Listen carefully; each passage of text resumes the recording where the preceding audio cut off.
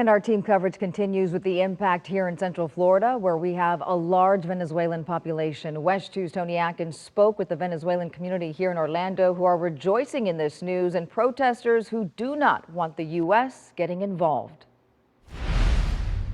Earlier today, I talked to a number of protesters here on Colonial and Bumby who said they're fearful of any potential war that could come of this. Now, other Venezuelans here in the area say they're excited about regime change, but both parties, they say that they're uncertain about the future of the country.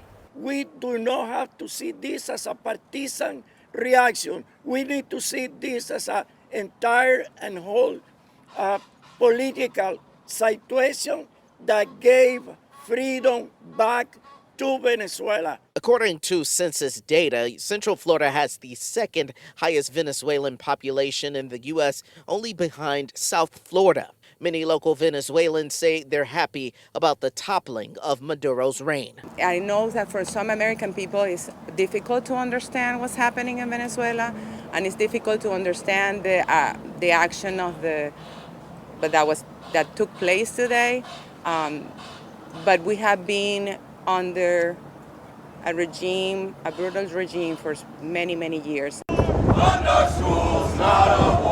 Saturday afternoon, protesters gathered along busy Colonial Drive. There's complexities, but we're clearly not on the right side of this issue, is the view of so many here, and I would think the will of the people.